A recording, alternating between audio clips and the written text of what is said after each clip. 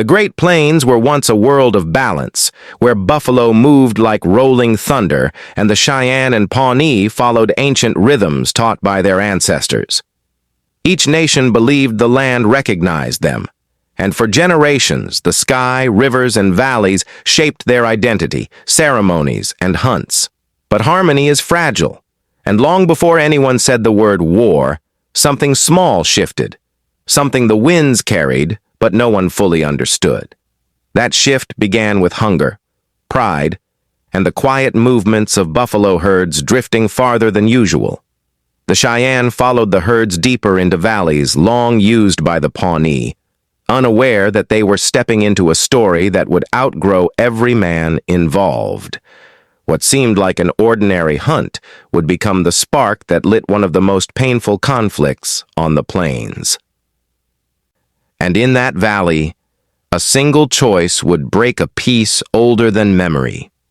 Quick pause before we continue. Tell us where in the world you're watching from. If you're enjoying this story, make sure to hit the subscribe button and don't forget to like and share. Now, let's dive back into the story. The Cheyenne hunters rode at dawn, following the dark wave of buffalo into a valley where Pawnee hunters had lived, prayed, and buried their dead for generations. From the Cheyenne perspective, they were chasing survival. From the Pawnee perspective, strangers were trespassing into a sacred world. When the Pawnee spotted the Cheyenne silhouettes on the ridge, suspicion settled over the camp like a cold shadow. No arrows flew yet, no insults were shouted, but the silence between the two nations grew louder than thunder. Each camp told its own story that night. They came too close, or the buffalo led us here. And in that tension, something delicate snapped. And the next morning, the Cheyenne made a choice they could never take back. The Cheyenne pressed deeper into the valley, bringing down buffalo in a place the Pawnee protected fiercely. To the Cheyenne, the land was open, the Creator's gift. To the Pawnee, this valley was identity itself, linked to ceremonies and ancestral promises. Boundaries on the plains weren't fences. They were memories, stories, and bones beneath the soil. So when Pawnee warriors rode out to confront them, the air tightened like a bowstring. Voices rose. Hands brushed weapons, fear mixed with pride, and the fragile trust between nations collapsed. The moment teetered helplessly between peace and catastrophe. And then an arrow flew, no one knew from where, and history tilted. The first arrow was followed by a storm of shouting, hooves, dust, and panic. Warriors clashed not out of hatred, but fear. Fear of dishonor, fear of losing ground, fear of letting ancestors down. In moments, the quiet valley became a battlefield, with each side believing the other struck first. When the dust settled, both nations carried their dead home, and grief transformed into something far heavier. Families mourned, chiefs argued, young warriors tightened their fists in silence. Each side told a different version of the fight, and with each retelling the truth grew more distant. No matter who was right, the outcome was the same. A war had begun, even if no one wanted to name it. But the Cheyenne's next decision would turn this conflict into something sacred and dangerous. Among the Cheyenne, nothing was more powerful or more feared than the sacred arrows. They were brought out only in times of great crisis, treated as living beings, never touched lightly. When the chiefs learned of the deaths at the valley, younger warriors begged for the arrows to be carried into battle, believing only their power could restore honor. Elders warned, if we lose them, we lose far more than a fight. But grief is a fierce persuader. The arrows were lifted, their coverings shaken open to the sky, a sign that the conflict had transformed into holy war. This act set destiny in motion. For history tells us that in a future battle, the Pawnee would do the unthinkable. They would capture these sacred objects. But before that tragedy, a new force was rising among the Cheyenne, one feared across the plains. The Dog Soldiers were the Cheyenne's fiercest warrior society. Men who vowed never to retreat, warriors who staked themselves to the earth as a promise that they would die before they abandoned their people. As tensions with the Pawnee rose, young men began seeking membership not just for honor, but for vengeance. The Dog Soldiers sang louder, painted boldly, and prepared themselves for a war the elders hoped would never come. They were respected, feared, and sometimes misunderstood, even by their own. For where peace chiefs saw negotiation, Dog Soldiers saw opportunity for strength. And once they entered the conflict, the tone of the war shifted forever. But even their unmatched courage could not protect the Cheyenne from the disaster waiting ahead. While warriors prepared for battle, the chiefs carried a different weight, the burden of protecting their people while preventing total destruction. Peace chiefs urged patience, fearing that the sacred arrows had been moved too quickly. War chiefs believed hesitation invited weakness. Between them sat generations of responsibility, each decision echoing far beyond the moment it was made. Night after night, council fires burned as voices argued into the darkness. Every leader feared the same truth. One mistake could doom their nation. Yet no decision brought unity, only deeper divisions. And as the chiefs debated, scouts returned with news that changed everything. The scouts rode hard through the night, arriving breathless with a message no one wanted to hear. The Pawnee were gathering in numbers not seen for seasons. Their movements were coordinated, their camps larger, their warriors armed and ready. This was not a small retaliation. It was the preparation for a major strike. The Cheyenne village fell into a tense silence. Women gathered their children, warriors inspected weapons, elders whispered prayers. What began as a dispute over hunting grounds had now grown into a conflict threatening the entire nation. And before the sun rose again, the first major clash would ignite the plains. At dawn, the Cheyenne and Pawnee collided on a high ridge overlooking the disputed valley. Dust rose like smoke as horses charged, and warriors shouted their names to the spirits. Arrows filled the sky, and the clash of shields echoed across the plains. This was no accidental encounter. This was a declaration that neither nation would yield. The Cheyenne fought with the fury of grieving families. The Pawnee fought with the conviction of guardians defending their ancestral ground. The ridge changed hands twice before both sides withdrew, each claiming partial victory but carrying heavy losses. But in the chaos of these early battles, something sacred slipped dangerously close to the enemy. The sacred arrows traveled with the Cheyenne war party, protected by chosen warriors who understood that losing them would wound the nation's spirit deeper than any blade. Yet battlefield chaos is unpredictable.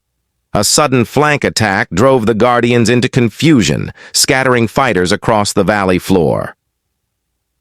For a moment, just a heartbeat, the sacred arrows were exposed. Though the Cheyenne recovered them that day, the elders trembled. "We are risking more than our lives," one warned. "We are risking our soul." Some urged the arrows to be returned home, but pride and anger kept them on the field. And soon, the moment the elders feared most would come to pass. The river that once connected Cheyenne and Pawnee trade routes had become a border of fear. Scouts from both nations watched it closely, reading every ripple, every hoofprint in the mud. Families who once gathered berries along its banks now whispered that the water carried the spirits of the fallen. A place of peace had become a silent witness to rising hostility. As both nations camped on opposite sides, neither willing to cross or retreat, the river felt alive, like it knew war was waking on its shores. Even its calm flow muttered warnings to those who listened. But the next sign would not come from the river. It would come from the sky. A violent storm swept across the plains, twisting trees and splitting the night with lightning. Elders watched the storm's path and read it as a message. Nature itself was unsettled. The wind carried cries that sounded too human, too close to the voices of ancestors. Warriors stared into the dark clouds, believing the spirits were speaking to them about the battles ahead.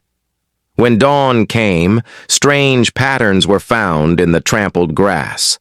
Signs scouts could not explain. Some said they were tracks of Pawnee scouts. Others insisted they were warnings from the sky beings. Either way, no one slept easily that night. And before the village could recover, the Pawnee made their move. Under the cover of darkness, Pawnee warriors slipped through the grass like shadows. They did not come to kill. They came to test, to warn, to show they were ready. Horses were taken, arrows were planted upright in the ground, and a war whistle echoed once before vanishing into the night. It was strategic, symbolic, and deeply unsettling. By sunrise, the Cheyenne were furious. Losing horses meant losing mobility, power, and pride.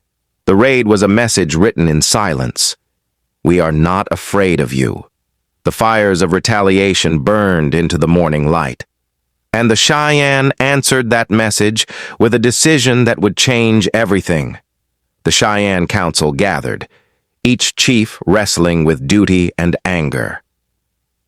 Peaceful voices urged restraint, warning that war would cost both nations dearly. But younger warriors, especially the dog soldiers, saw hesitation as dishonor. To them, the night raid demanded a response carved into the memory of their enemies. The final decision leaned toward action. War chiefs began outlining a counterattack, and families prepared for the warriors' departure. The beating of drums filled the camp, heavy and determined. But before they could march, an elder brought a vision that shook the council to its core. The elder entered the lodge trembling, not from age, but from the weight of what he had seen in his dream. He spoke of a battlefield covered in smoke, warriors falling beside sacred objects, and a terrible silence that followed. His words chilled even the bravest among them. Dreams were messages, warnings not to be ignored. Some chiefs reconsidered their plans. Others claimed fear was clouding judgment. The camp divided between prophecy and pride. And when a council divides, the winds of fate blow harder. And fate was already riding toward them, on horseback. At Broken Ridge, two scouting parties collided unexpectedly. The narrow terrain forced them into close combat, where every shout echoed off stone. Warriors fought with desperation, Cheyenne to avenge the night raid, Pawnee to defend their ground. The ridge itself trembled under the weight of hooves and fear.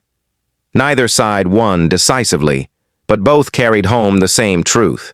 The war was no longer avoidable. Every man who fought that day returned changed, eyes sharper, hearts heavier, spirits prepared for the storm ahead. And the next battle would not be fought with scouts. It would be fought with entire nations. As word spread of the Broken Ridge clash, nearby nations began watching closely. Some quietly offered support, gifts of horses or intelligence. Others distanced themselves, unwilling to become entangled in a conflict they feared would ripple across the plains. The Cheyenne and Pawnee both understood. Alliances could decide the outcome. This pressure pushed both nations deeper into preparation. Camps fortified. Warrior societies trained harder. The drums of war echoed across grasslands that once heard only peaceful songs. And in one of those camps, a terrible mistake was about to unfold. In the early morning fog, Cheyenne lookouts spotted figures approaching their camp. Believing it was a Pawnee attack, dog soldiers charged out with weapons raised. But the figures were not enemies. They were messengers carrying news of buffalo movements. The misunderstanding nearly cost innocent lives. When the truth was revealed, shame and tension gripped the Cheyenne camp. Fear had made warriors jump too quickly, and fear is the most dangerous commander. And fear would play an even deadlier role in the next confrontation. The eastern crossing was a shallow stretch of river both tribes depended on. When the Pawnee arrived first and set camp, the Cheyenne saw it as a challenge. Both nations positioned their warriors, knowing one wrong move would ignite a full battle. And inevitably, that move came, swift, loud, and irreversible. Arrows flew, horses screamed, warriors tumbled into the cold river as the battle surged across the crossing. The water ran dark with mud and struggle. When both sides withdrew, the river had not chosen a winner, but it had claimed enough blood to haunt the survivors. But the greatest blow was still waiting, and it struck at the very heart of the Cheyenne. In the chaos of a later confrontation, the unthinkable happened. The sacred arrows slipped from their guardian's grasp. A Pawnee warrior seized them, holding them high in disbelief. For the Cheyenne, it felt as if the sky itself had cracked. Losing the arrows was not just defeat. It was spiritual devastation beyond words. Wails rose from the Cheyenne camp when the news spread. Mothers cried, warriors punched the earth. Elders covered their faces. A nation's spirit had been wounded in a way no battle could repair. And from that moment, nothing on the plains would ever be the same again. After the sacred arrows were taken, the Cheyenne camps fell into a silence heavier than grief.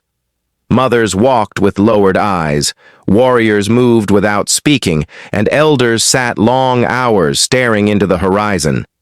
Every sound, the wind, the grass, the distant buffalo calls, felt different now, as if the land itself was mourning with them. It was not just the loss of sacred objects, it was the feeling that the world had suddenly tilted off balance. The Pawnee celebrated their victory, but even their elders warned that taking another nation's sacred bundle could change the future for everyone, not just their rivals. Across the plains, other tribes watched closely, knowing that this moment would echo for generations. And in the middle of this uneasy quiet, a single rider approached with news that could not be ignored. The rider arrived at dusk, his horse exhausted and streaked with foam. He carried no weapons, only urgency. He spoke of new Pawnee movements near the northern trails, large hunting parties accompanied by warriors. Whether they planned another strike or were simply protecting territory was unclear, but tension rose instantly. Every Cheyenne heart tightened. Every decision suddenly felt more dangerous. War chiefs called for immediate counsel, peace chiefs begged for time, and warriors sharpened their weapons again despite their mourning. The tribe had hoped for a pause to heal, but the world around them refused to wait. And before the council reached an answer, shadows were already moving through the grass.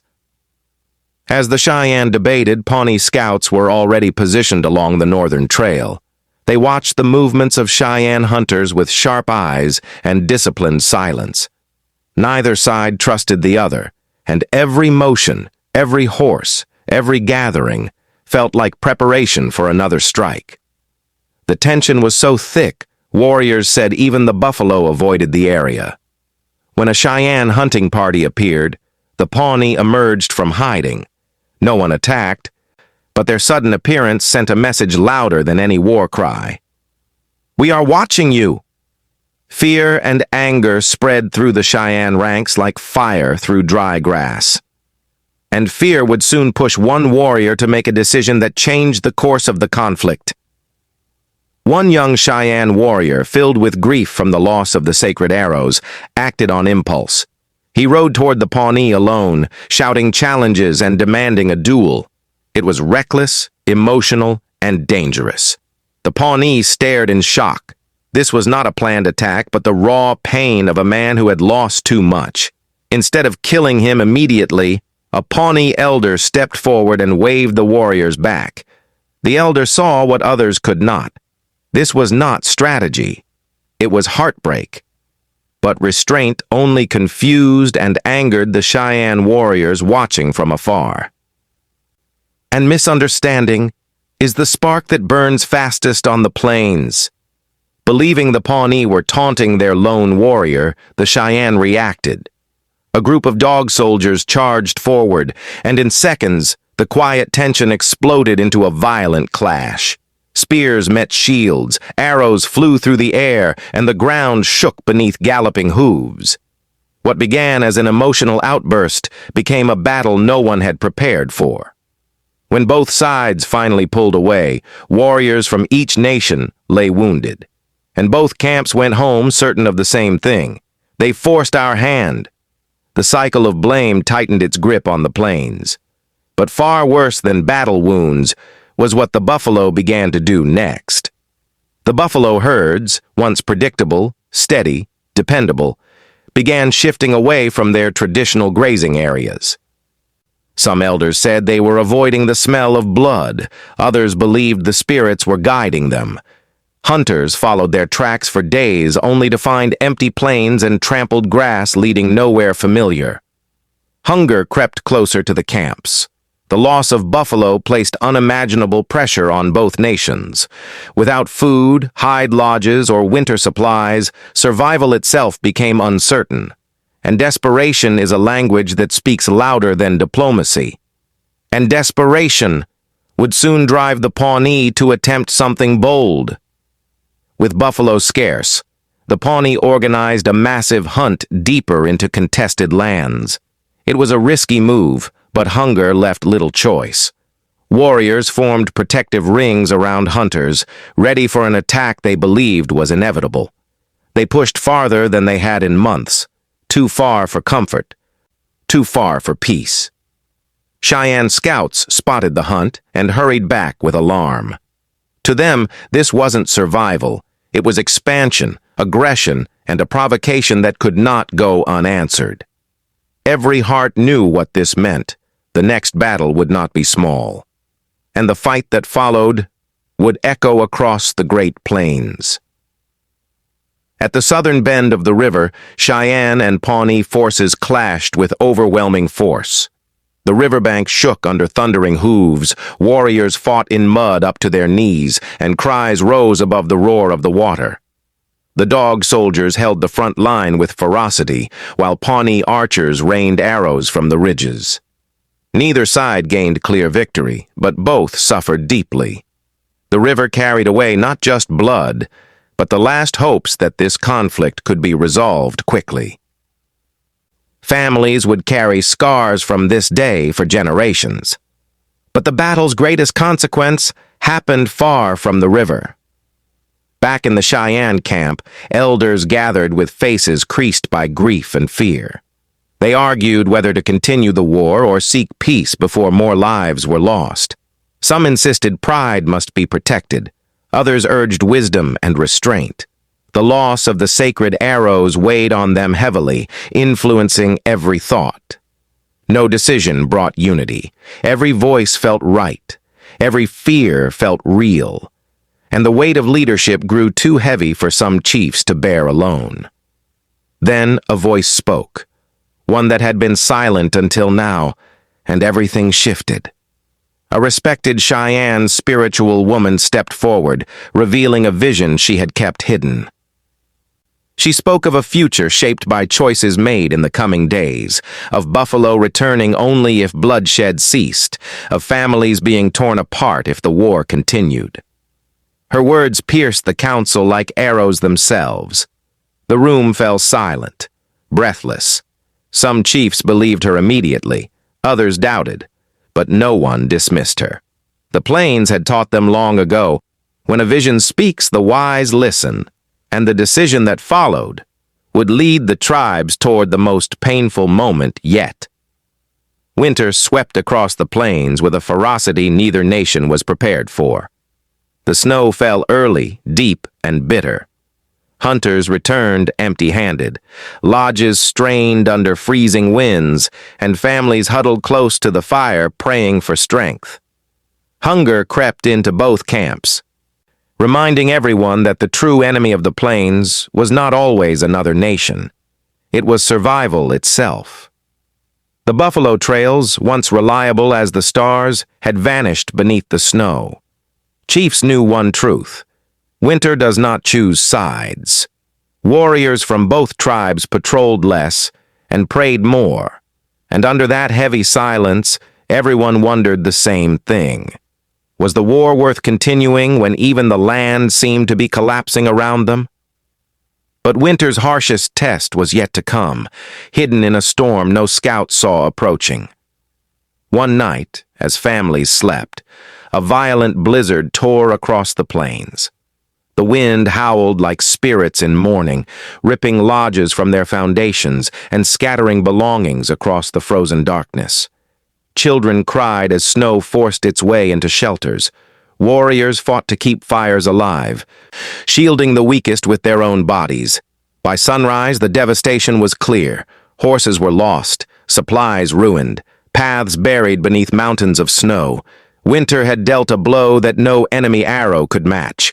The storm had stripped both nations of strength and opened the door to desperation. And desperation, once awakened, always demands a sacrifice. With food supplies dwindling, small hunting parties ventured out despite the deadly cold. Among them were some of the plains' best trackers, men who could read hoofprints through ice and wind. But even they struggled. Where buffalo once roamed freely, now there were only faint signs, old tracks, scattered fur, distant echoes of something that had already moved on.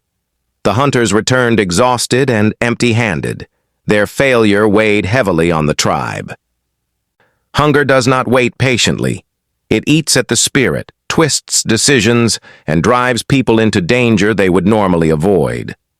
And hunger would soon push both nations toward a collision neither wanted, yet neither could avoid. When Cheyenne scouts reported buffalo signs near a frozen valley, warriors and hunters moved quickly. But as they descended the ridge, they saw Pawnee hunters already there, kneeling beside fresh tracks. The two groups locked eyes across the cold emptiness, each desperate, each claiming the same hope for survival. For a moment, no one moved. Then a word was shouted. No one remembers which side it came from, and the tension snapped like brittle ice.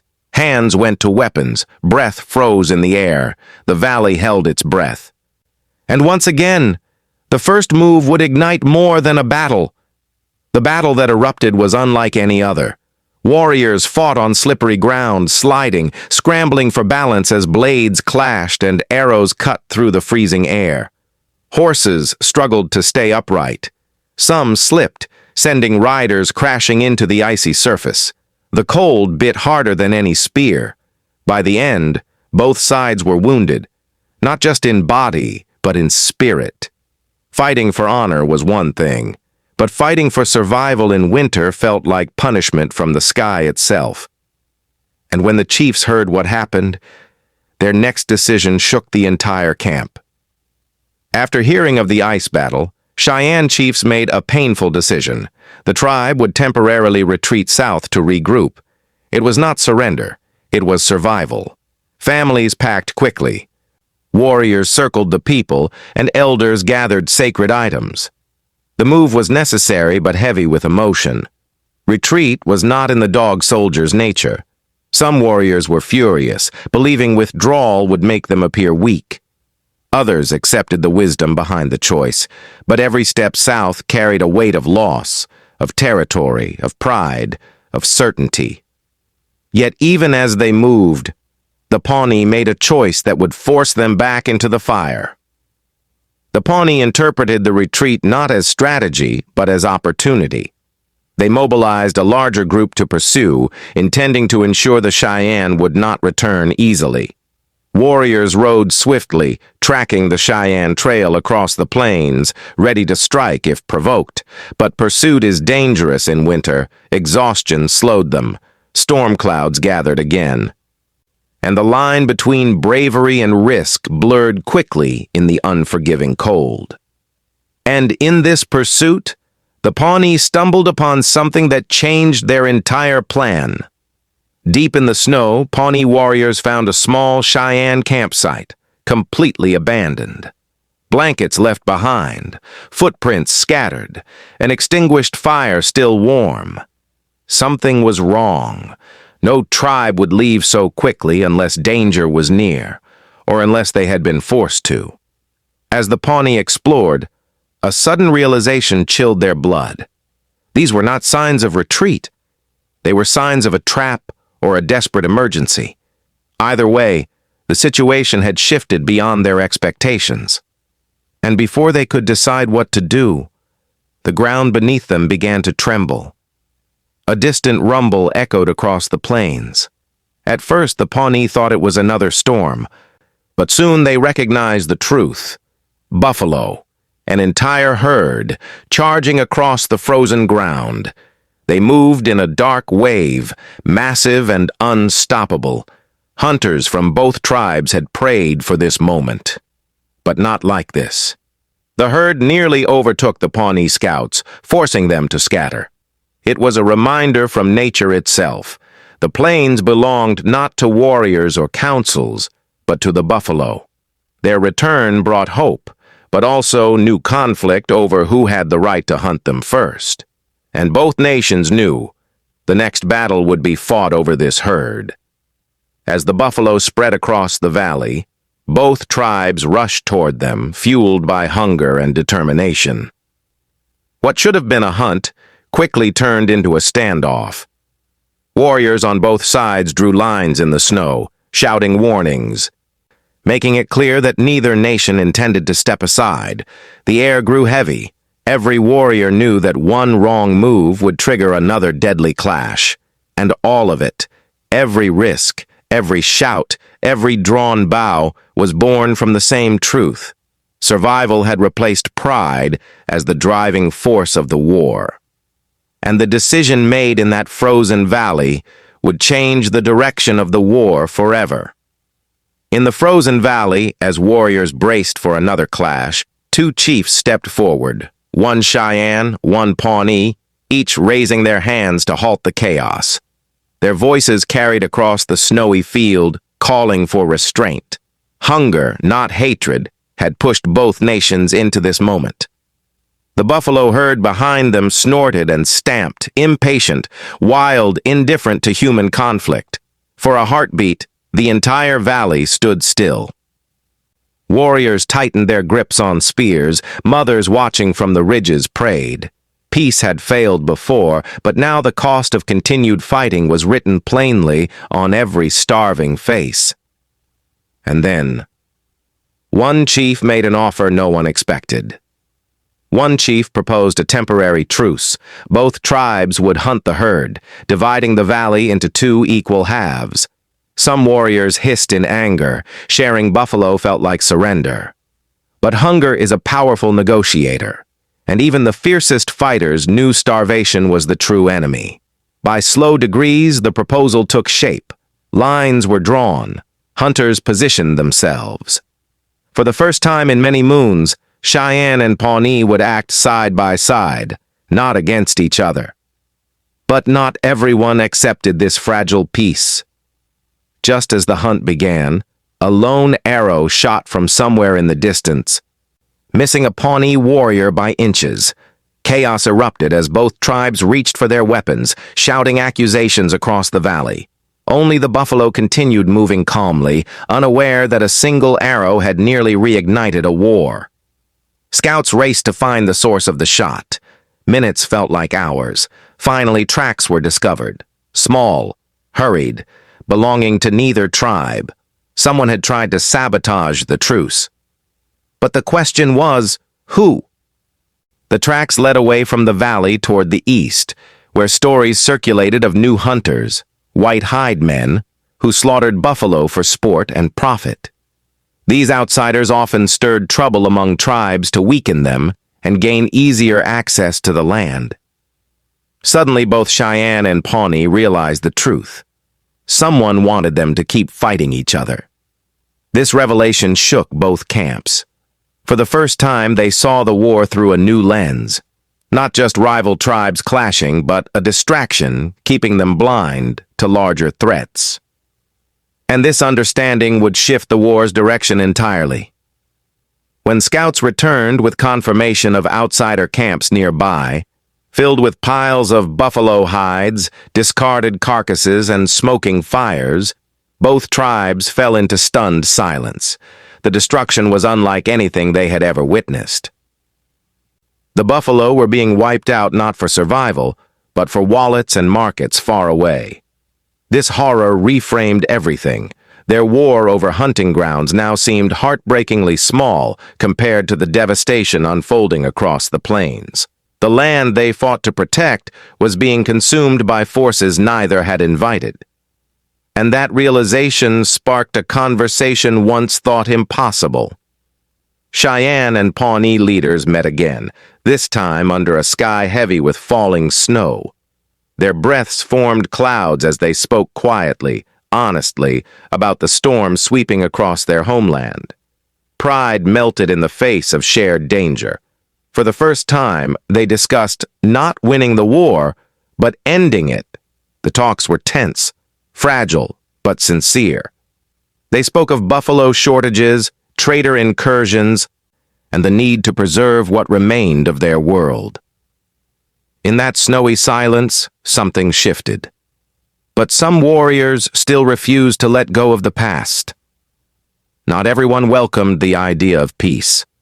Some Cheyenne dog soldiers, fueled by rage over the capture of the sacred arrows, argued that the Pawnee could never be trusted. In Pawnee camps, certain warriors believed that Cheyenne raids had cost too many lives to simply forget. Their hearts had been shaped by loss, and loss does not yield easily to reason. These warriors threatened to fracture the fragile progress being made. A single act of revenge could destroy the entire peace effort. Chiefs on both sides moved cautiously, trying to protect negotiations while calming the young bloods. And just when peace seemed possible, tragedy returned.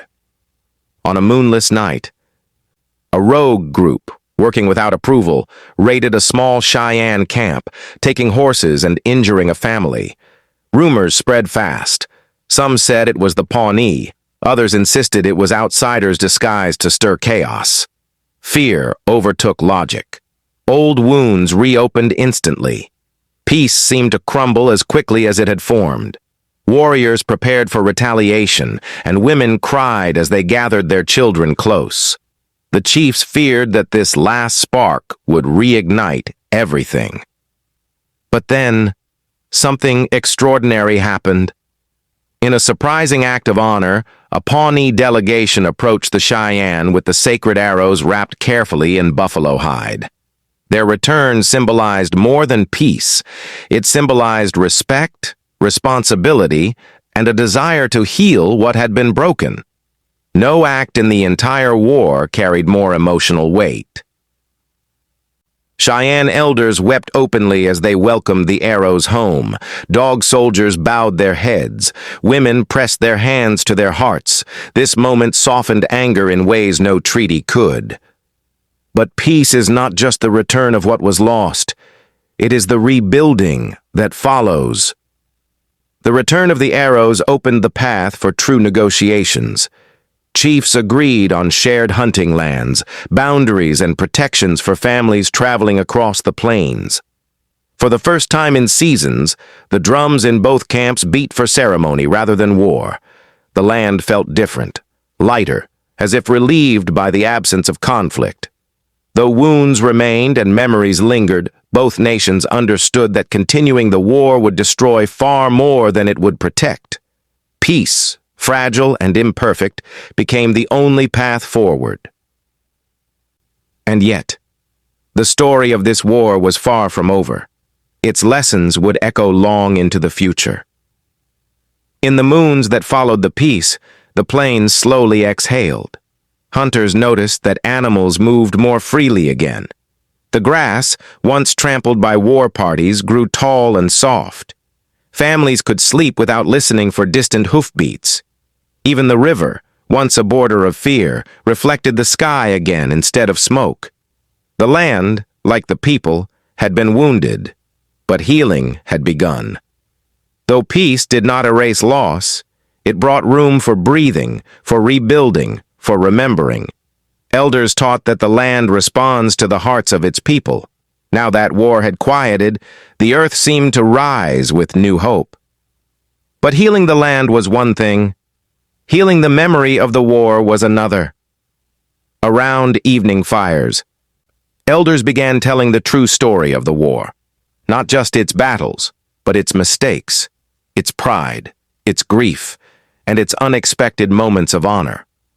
Children listened with wide eyes, learning not only the bravery of their ancestors, but the cost of decisions made in anger. Each retelling sharpened the lessons the war had carved into the hearts of the people. These stories were not meant to keep hatred alive, they were meant to prevent it from rising again.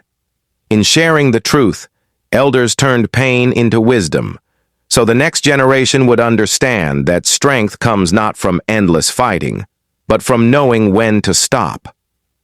But even as the young learned these lessons, the world around them was changing. While Cheyenne and Pawnee worked to mend their relationship, new forces approached from the east. Traders, settlers, and soldiers pushed deeper into the plains, carrying rifles, diseases, and treaties written in languages unfamiliar to the tribes. These outsiders cared little for intertribal peace. They cared for land, resources, and control. The people began to understand that their old conflict had distracted them from a much larger storm. The buffalo herds had already suffered under market hunters. Now the land itself faced new threats. The tribes realized that unity, not rivalry, would determine their future. And the first test of this unity arrived sooner than anyone expected. For the first time in memory, Cheyenne and Pawnee scouts exchanged peaceful signals across the plains. When outsider hunting parties grew too aggressive, warriors from both nations warned each other. The old enemies began to see themselves not as rivals competing for survival, but as neighbors facing a common danger threatening them all. This quiet alliance was not formal or celebrated, but it was real.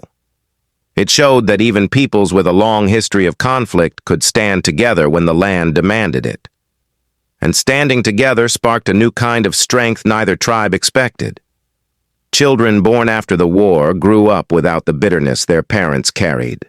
They played near rivers once stained by battle, hunted in valleys once feared, and learned stories of conflict not as a call to arms, but as a warning. Their laughter softened old wounds.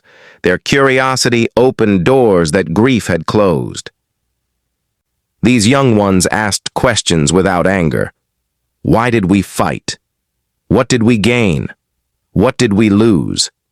Their innocence transformed the story once heavy with sorrow into a lesson of resilience, reflection, and strength. And from these questions, a deeper truth began to emerge. As the people rebuilt, they discovered that true strength was not found in how many battles they won, but in how they survived after those battles ended. Strength was in the mothers who fed children through winters of hunger. It was in the elders who kept stories alive. It was in the warriors who learned to lay down their weapons when peace offered a better path.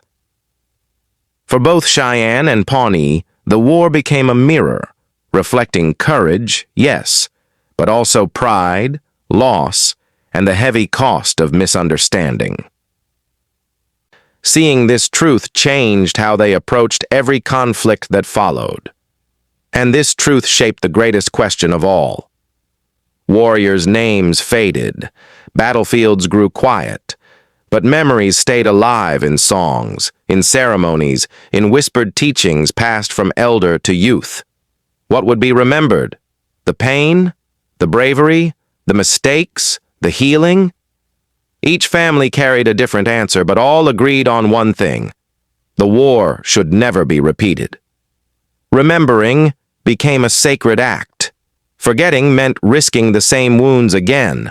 As these stories spread, a new kind of warrior emerged, one who fought not with weapons but with truth, culture, and identity, and the greatest echo of all was still waiting to be heard. Generations later, descendants of Cheyenne and Pawnee still walk the plains, still honor their ancestors, and still carry the stories of the war etched into their history. The places where battles were fought now hold ceremonies, gatherings, and moments of reflection. The land remembers everything, and so do the people. Today, the story is told not in anger, but in clarity. In classrooms, in tribal gatherings, in documentaries, and in family circles. The war is no longer just a tale of conflict.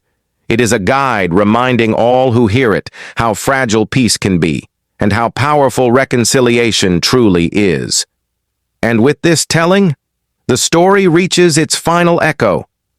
The war taught that fear can turn allies into enemies, pride can blind entire nations, and misunderstanding can destroy generations. But it also taught something more important, that peace is possible when courage meets humility, when memory meets forgiveness, and when nations choose wisdom over wrath. The Cheyenne and Pawnee did not erase their past.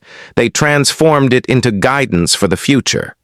Their resilience stands as proof that even the deepest wounds can heal if a people refuse to let history repeat itself.